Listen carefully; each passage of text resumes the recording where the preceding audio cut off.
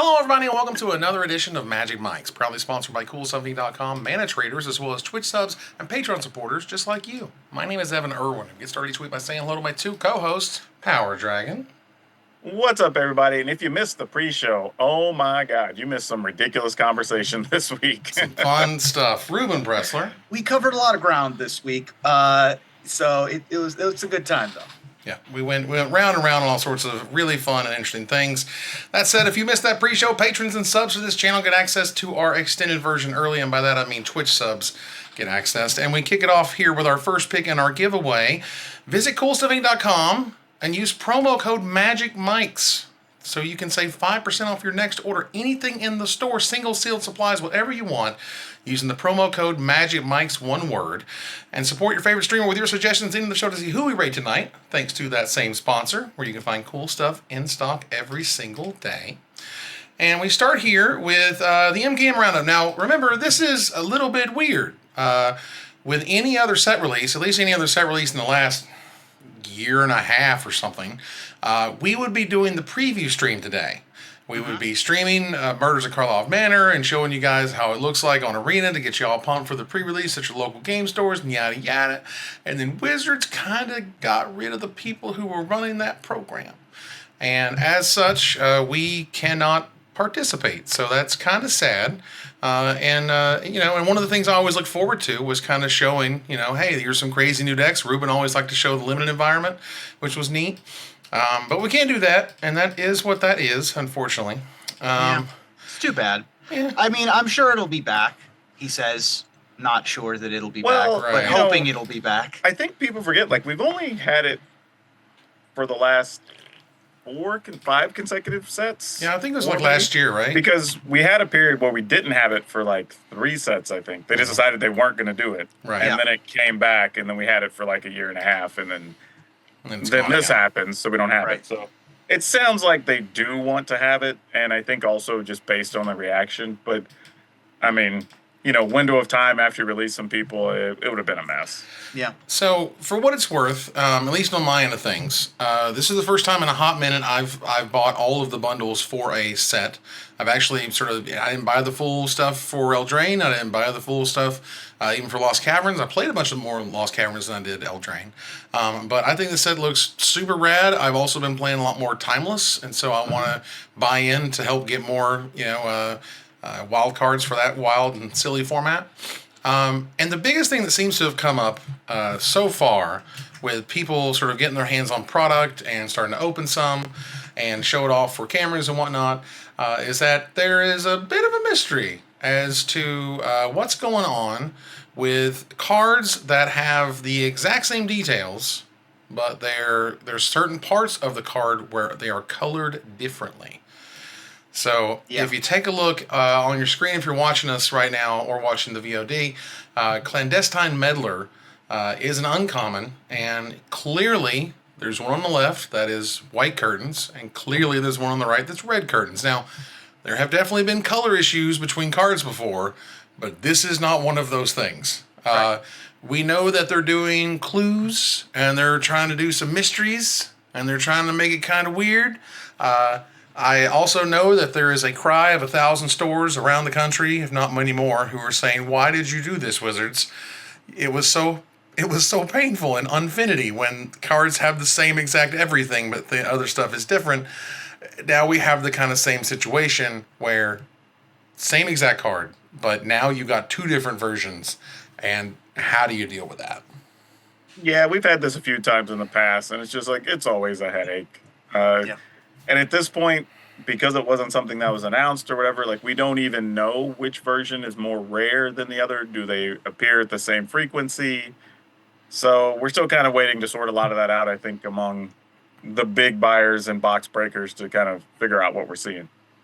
Yeah, it's odd, but there's these clues, these mysteries. It's a whole part of the set, right? They want to build a whole motif about it, and this probably leads somewhere to something, and we'll talk more about it as people find out more. But these are just sort of the first bits coming in are just oh man, they're doing the thing with the colors or the same collector number thing again, and that can provide more headaches than positive experiences, I guess the way I'd say it.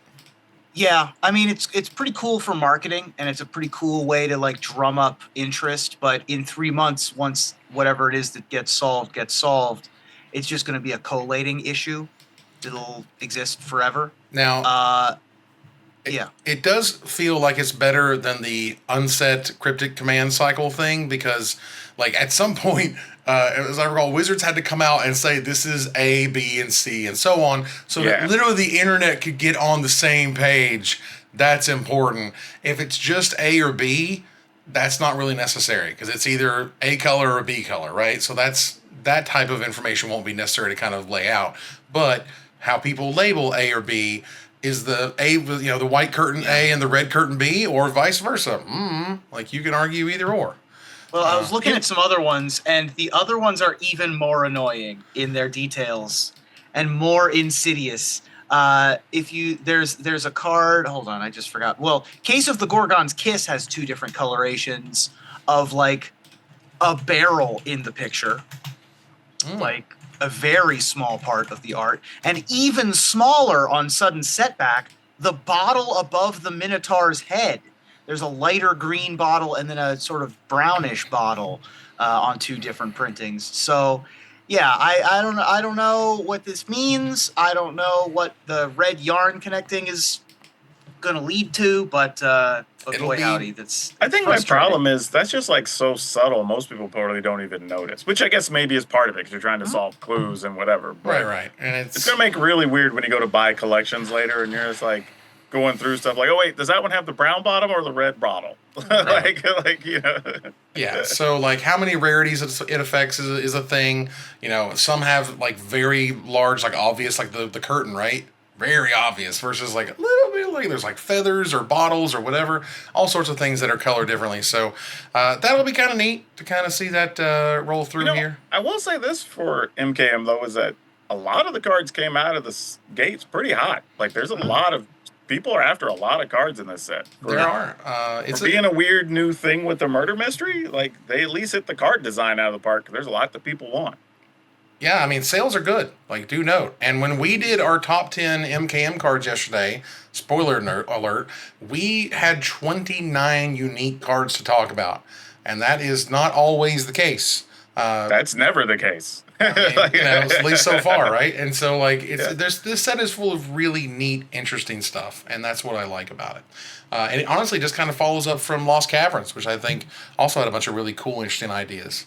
Well, yeah, we were saying that before. Like, despite the stuff around everything, like the set design has been hitting it out of the park for a good minute now, right? Like, I mean, yeah, you can go all the way back, probably at least to Lord of the Rings, and everything's come out since then. I was trying to think like pre-Lord of the Rings, but for sure, at least then forward, everything's been pretty much a banger. Yeah, I mean, Commander Masters was kind of a mess, but that wasn't a new set, right? So that wasn't new designs. That was just you should have put Edgar Markov in it, for example. Yeah. Either way, that was neat and fun, and y'all have fun at your pre-releases this weekend. And if you order stuff from CoolStuffInc.com, it ships on Friday. Which again, anything sealed, singles, whatever, and you get a free Pleasant Kenobi token for any pre-order of MKM. So check it out. We move on here to our Gather the Townsfolk segment, thanks to our sponsor, Mana Traders. Get them up on the screen for you here. They are the best tool to enhance your Magic Online experience. Use the code MagicMikes_T84 for 10% off your next subscription with Mana Traders. And tell them we sent you, and we appreciate it. Moving on here, and again, not the most heavy news week of all time. There was a new secret lair that showed up with hard-boiled thrillers. And, it's pretty interesting because we talked about the cats and dogs deck thing that came out and sold out in 5 hours or 6 hours. And so they've now flipped it to where they're only making X, and if you're not in for the first X, then you're not going to get it, period. And so who knows what this print run may or may not be. But I think these cards are gorgeous. And I love it. And this is the first reprinting of Reconnaissance, by the way, which is kind of amazing. Jace, Wielder of Mysteries, Black Market, which is another very popular card, and sweet. And so these cards are super rad, and I like them a lot. Yeah. To round out the rest of the secret layer, you've got Dire Undercurrents and Obeka Brute Chronologist. I love this. The pulp covers, the Pulp Fiction covers. Pulp, not capital P, capital F, not the movie Pulp Fiction. The genre of Pulp Fiction, which is named because the books were made with the leftover pulp that they could print as cheaply as they possibly could for those mystery thrillers, just to sell as many of them as they possibly could. I love this. This is like my style of a callback of an art style for a Magic card. Yeah, this is the type of thing where I look and say, like, I like the look, but I probably would never play with them. Sure. Like, there's just the way, too many words and the way things are laid out and whatever. I'm just like, it's not great across the table, but I like looking at them.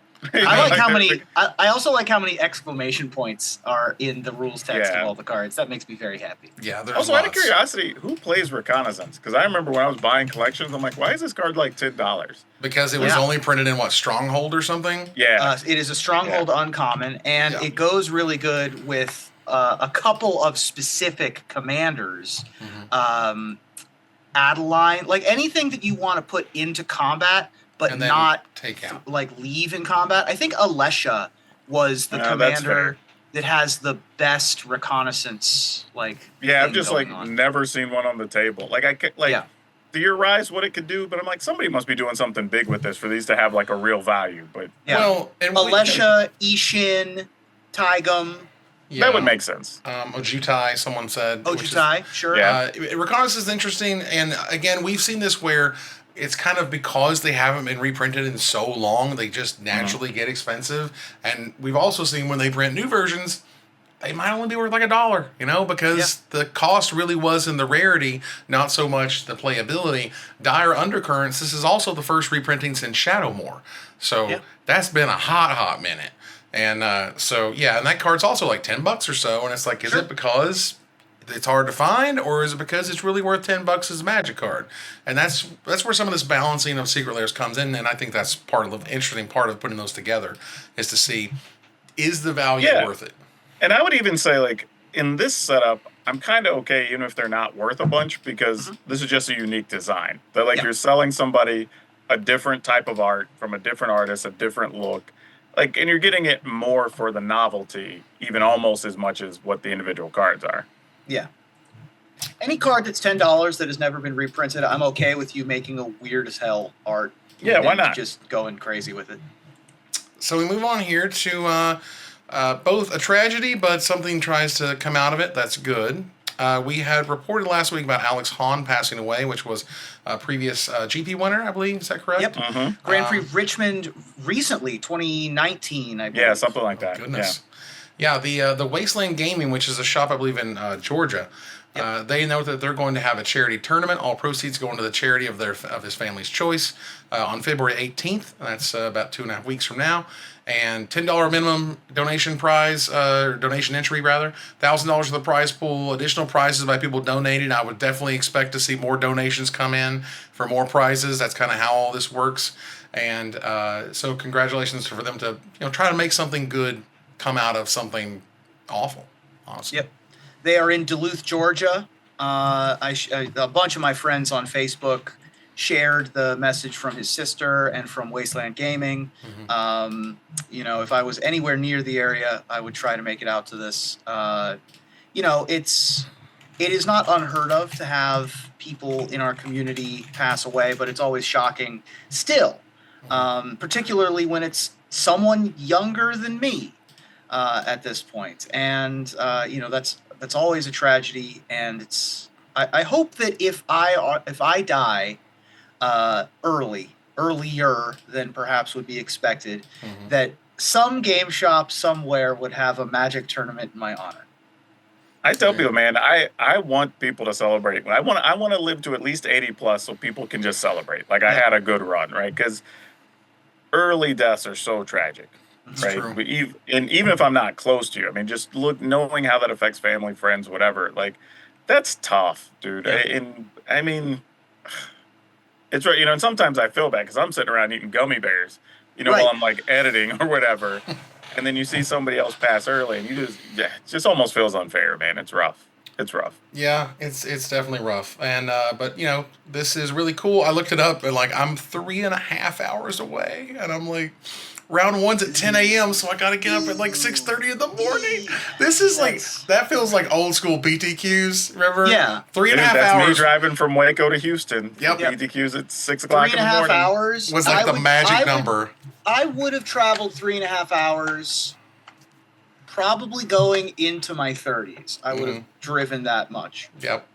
Now, because I'm older, now it would be like, okay, I would go get a hotel and I would wake up in the morning. Make a weekend out of it. Right. Yeah. Just do a thing and then drive back after the event's over or whatever, or maybe stay the extra night. Because I'm tired. I'm an old man. But yeah, so that's great. Check it out. The Wasteland is holding that event with the Wasteland Gaming. Look it up on Facebook. You will find it there. So let's move on here to Desperate Ravings. And they did something interesting with Suspend. Now, Suspend has been around a long, long time, since like 2005, with Time Spiral. And they've included Suspend cards in the commander decks for Murders at Karlove Manor, which is neat, but they've changed it. It doesn't work the way it used to. Now, it used to, you would suspend a card, and at the beginning of your upkeep, you'd remove a suspend counter. When it was over, you would cast the card, and it would gain haste if it was a creature, and that's the end of it. But the thinking there is that you have to cast it. And these days, there's a lot more modality of what you can and can't do and what you are forced to do. And now they're saying if you don't want to cast it, you can just leave it in exile forever, and it won't have any more counters on it, and it won't happen trigger for Suspend. But you don't have to forcefully play it into a board you don't want, or an effect that you don't want to go off, or whatever it happens to be. And I saw people get like weirdly offended, I think is not the right word, but like why did they change this? And this wasn't necessary. And I'm like, yeah, I guess. You know what? Those people can go kick rocks. They're not even mad about anything. They see a thing change and you just want to complain. Like, how dare you? It's every one of those people like, damage on the stack is gone. Artifacts aren't brown anymore. Like every one of those people is just dumb. Like they don't go anywhere. They just want something to complain about. It doesn't affect anything. It doesn't. No, not really. The cool part about this, like you're saying, it adds modality to it, right? Like you might want to leave it out there because you need something that counts exiled cards, right? Like maybe you want to cast it later and you can do something with things that are still in exile. Like, okay, cool. It gives more options, not less. Yeah. Like how many situations are generally going to be changed realistically because somebody doesn't cast their card off a Suspend? Like less than 2%?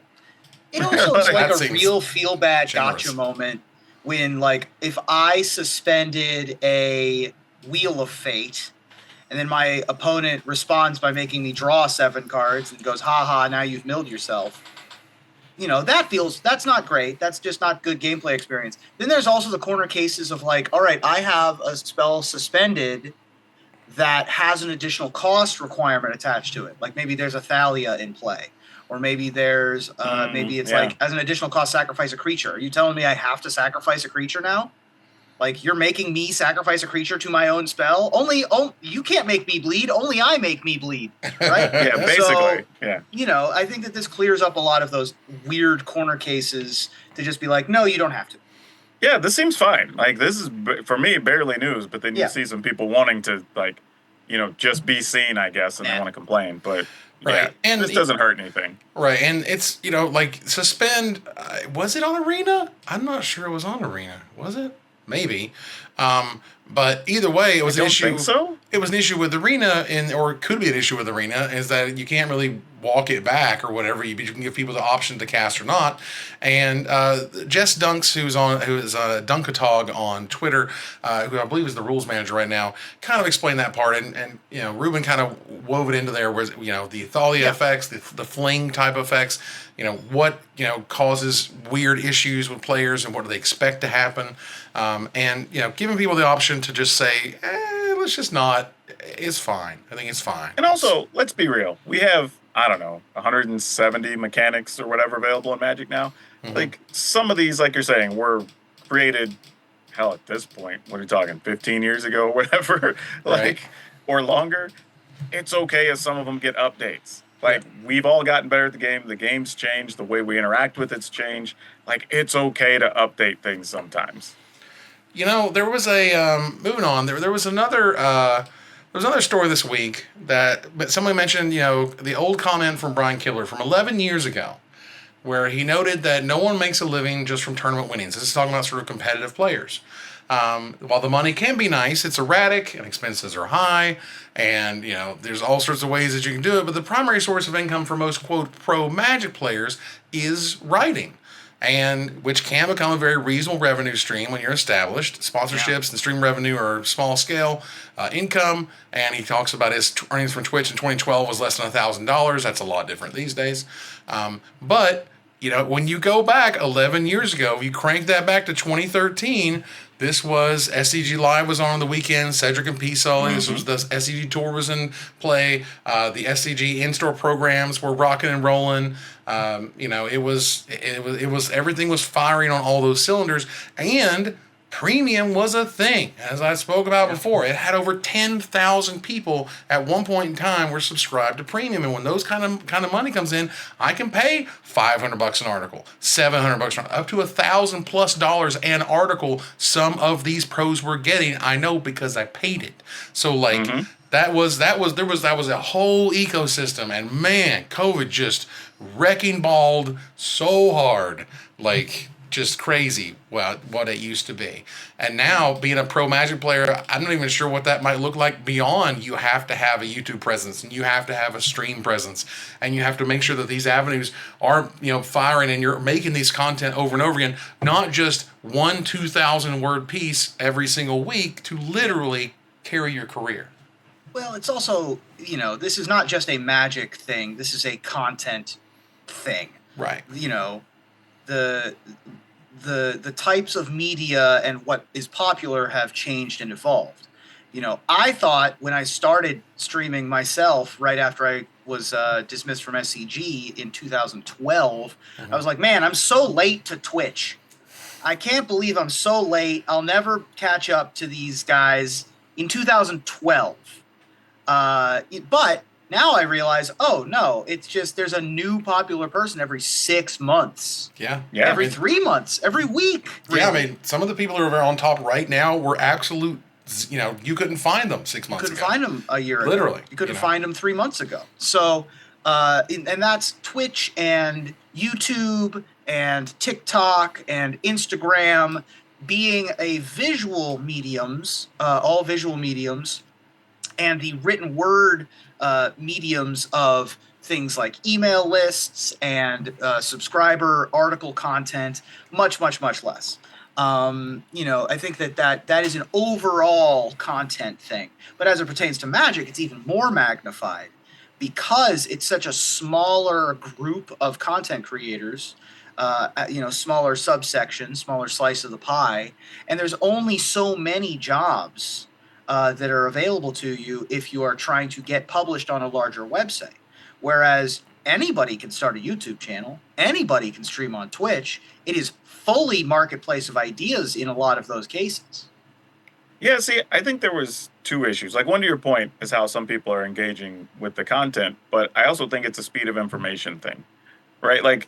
Am I going to wait for somebody to put out their article on Wednesday or Thursday about some big deck they played over the weekend, or am I just going to watch somebody's YouTube video about it, or watch them play it on stream for 3 days before the article comes out or whatever, right? I think that's part of it.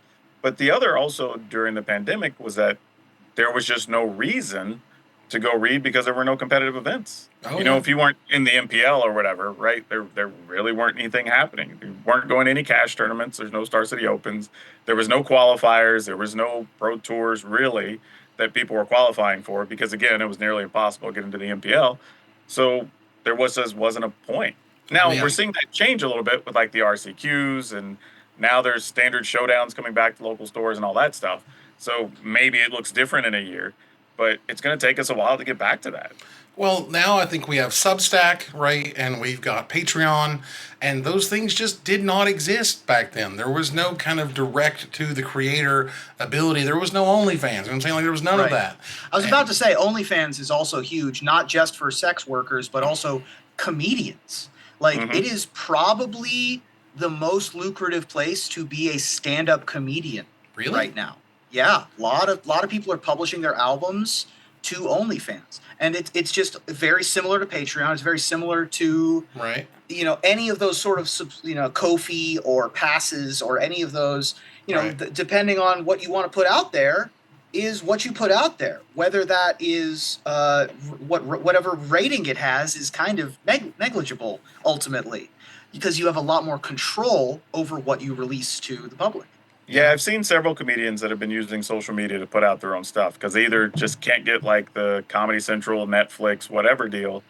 So I think like Josh Johnson might have. I think Gary Owen, I think, put out one not long ago. Like, and they're getting millions of views. Yeah. So they're just like, cool. I just keep all the money. Right. Right? Well, I've also seen that they'll put out their crowd work on social media, and they'll keep everything else for an OnlyFans or an album release or a special release or whatever, which makes sense. But yeah, the contrast of 11 to 10 years ago, like it's night and day. Like it would be hard to explain to someone from 10 years ago what things are like now, because you have to describe a worldwide change while also trying to explain a giant change in like the game and the way it's played and the way it's watched and the way it's and taken an encounter, where commander first is almost always the case now. Yep, that was the other thing, And is that's that huge. it's tough to.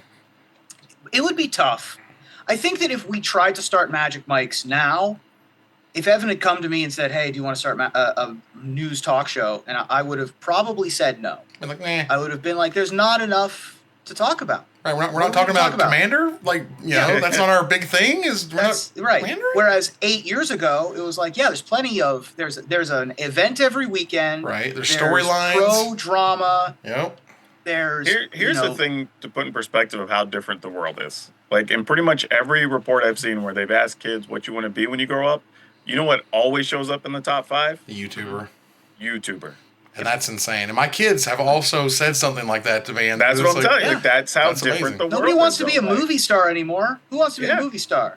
Nobody. Yeah. I want to be a YouTuber. I want to be Mr. Beast. Right. I'll be Mr. Beast making super cool videos and having plushies of myself and, trading cards and all this other weird stuff that you can do. It's going to be a generation of entrepreneurs. Yeah, I mean, that you own everything, you make everything. There you go. All right. So, last little thing here, moving on to Going Infinite, a segment where we talk about what ifs. There was some noise made about the idea that Hasbro seeks to sell the IP of D&D, where I think what a lot of us have kind of come to understand is that they're more than likely talking about the digital game rights for D&D, and that Larian Studios, who made Baldur's Gate 3, wasn't able to afford it, so their parent company, or at least one of their large owners, Tencent, who owns a bunch of stuff and has a bajillion dollars, could afford the bajillion dollars that Hasbro would want to charge for the license. But in terms of like they're selling D&D, that to me was way overblown. Yeah. That's not the case at all. And you're right on. Like, Larian tried to make a play for it, couldn't afford it. Went to Daddy and said, like, hey, y'all got more money than I do. Can you buy this for me? and they're working out. Sounds like they're going to work some type of deal, likely for digital rights. Sure. I don't know if it'll be digital exclusive or for video games or whatever. I'm sure that's part of the negotiations. But ultimately, Tencent signs the deal, probably just going to hand everything off to Larian, and then in some number of years in the future, we get another Baldur's Gate that's going to make a big pile of money.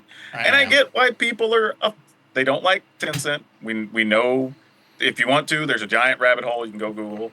Like, there are problems, but they do own a lot. I mean, hell, I think they own a majority in Riot now, if I'm not mistaken. Goodness. So, like, they own a lot of things that you probably use or have played, a bunch of mobile stuff.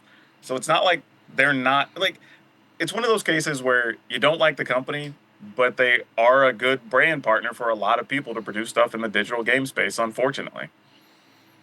Yeah, it's not really clear always how all that stuff works, together.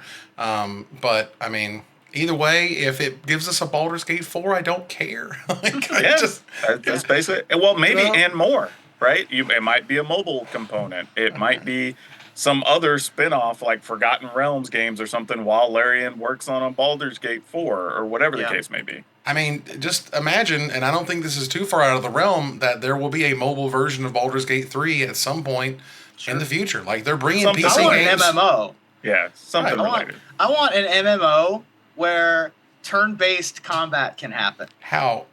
No. How? No? You don't like that? Well, I mean, I do before my brain melts and like how you would implement that. I have no idea. What if 8 million people all show up to the same turn-based combat? And then they just all do I their don't one think turns. You have 8 million pictures up there. That probably wouldn't work. The greatest line of initiative of all time. Yeah. All right. That said, let's move on here to the finisher. Turn the corner. And we appreciate everybody hanging out this evening. To all of our new YouTube viewers, to all of our Twitch peeps, and our subs and our supporters. Thank you guys so very much. Now, due to the recent changes, we are back to multi-streaming to both Twitch and YouTube Live each week. That means you can tune in to us on the world's premier streaming service and the other one, and I'll let you decide which is which. So tell me, where should we stream our show next, Ruben?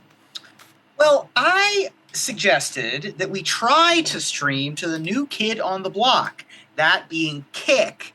But let's be real, we're about 20 months too late, and also about 20 years too old to hop on that particular bandwagon. Kick might be a young man's game. Yeah, That's true. Power Dragon? Well, I've recently been multi-streaming for my own stuff, in addition to the show. And I've added streaming to Facebook to my repertoire. And honestly, it kind of makes sense for Facebook and Magic Mike's because we share that all-important old fogey demographic. Hey, whoa. They would get my Tecmo Bowl reference from the pre-show? Right. Yeah, that's but how that not would work. you, watcher of this episode. No. You are young and virile. Absolutely. Them kids, them children. Look, we're about to launch our new TikTok, and we could easily live stream there as well. But that would require me to figure out how to triple stream to 3 places at once, not to mention the amount of dances I would need to learn. I can't do this. I can't do the heart on the. I'm all about that thing. You can't do the and heart. There's a heart on the thing. You do the Fat thing. Joe, and you can just lean back. We'll just give you one of those. Just give some. Get it going. And that ends another live episode of Magic Mike's. Thanks for joining us here to discuss all things Magic. Thank you, Power Dragon. Hey, it's always good to be here. Appreciate all y'all listening and watching. It's always a good time. Thank you, Ruben. Thank you, and thanks, Algorithm, for pushing our content. Being I'm pushed. hopeful. I'm trying. I'm hoping. We appreciate it. Thank you, guys. Yeah.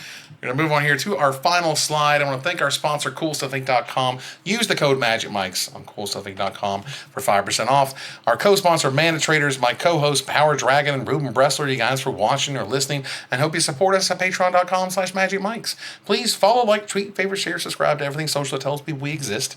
Catch us live catch us on our exclusive member Discord, live on twitch.tv at MagicMikes, live or taped on our YouTube. Follow us on Twitter at MagicMikesCast, and join our TikTok at MagicMikesCast.